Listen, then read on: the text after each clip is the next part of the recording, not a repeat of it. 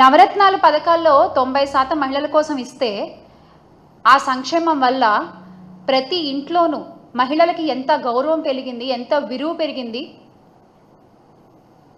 మనందరం చూసాం. ఆడపిల్లల్ని కనడానికి భయపడేటువంటి రోజు నుంచి పర్వాలేదు, ఆడపిల్లని కన్నా ఏం కాదు,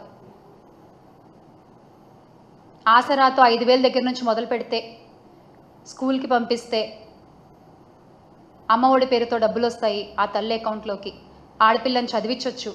ఆ తర్వాత ఆ పిల్ల పెళ్ళికి వైఎస్ఆర్ కళ్యాణమస్తు వస్తుంది, షాదీ తోఫా వస్తుంది. ఇలా ఏ వయసుకు తగ్గ వాళ్ళకి ఆ వయసుకు తగ్గ అవసరాలని తీర్చిన వ్యక్తి వైఎస్ జగన్మోహన్ రెడ్డి గారు. మహిళలకి అండగా నిలిచిన ప్రభుత్వం వైఎస్ఆర్ కాంగ్రెస్ పార్టీ. ఆడపిల్ల పుడితే స్కానింగ్లు చేసుకుని చంపేసుకునే రోజుల నుంచి ఆడపిల్ల పుట్టినా పర్వాలేదు అనే స్థాయికి తీసుకొచ్చిన ఘనత వైఎస్ఆర్ కాంగ్రెస్ పార్టీది. కానీ ఈ రోజున మీరు ఏం చేస్తున్నారు?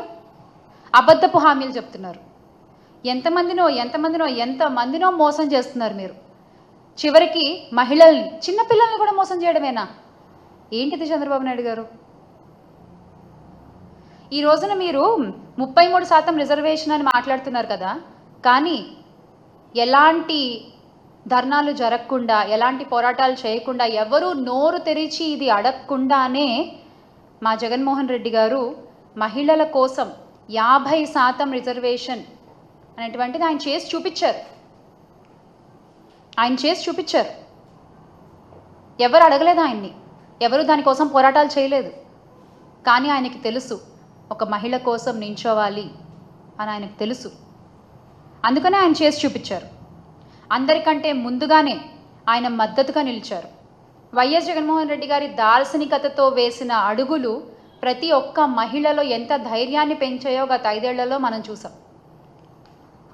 అలాగే ఆయన మంత్రివర్గంలో తొలిసారిగా హోంమంత్రిగా ఒక మహిళకి పదవినిచ్చి వైఎస్ఆర్ గారు రికార్డు సృష్టిస్తే, ఆయన అడుగుజాడల్లో నడుస్తున్నటువంటి మన వైఎస్ జగన్మోహన్ రెడ్డి గారు ఆ మాటని ముందుకు నడిపిస్తూ ఆయన మంత్రివర్గంలో అణగారిన వర్గానికి చెందిన 5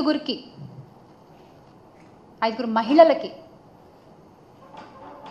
హోంమంత్రిగా ఆయన అవకాశం కల్పించారు. అంటే మొట్టమొదటిసారిగా మనం చూసుకున్నట్లయితే కనుక తొలి మంత్రివర్గంలో దళిత వర్గానికి చెందిన మేకతోటి సుచరిత గారు, అలాగే ఉప ముఖ్యమంత్రిగా గిరిజన మహిళ పాముల పుష్పశ్రీవాణి గారు, మళ్లీ విడత విస్తరణలో హోంమంత్రిగా దళిత వర్గానికి చెందిన తానేటి వనిత గారు, మరో 3 మహిళలు, ఆ డిప్యూటీ సీఎం కావచ్చు, హోంమంత్రి కావచ్చు, సబ్జెక్ట్ టు కరెక్షన్, ఇలా చాలామందికి మహిళలకి ఆయన మంత్రివర్గంలో స్థానాన్ని కల్పించారు.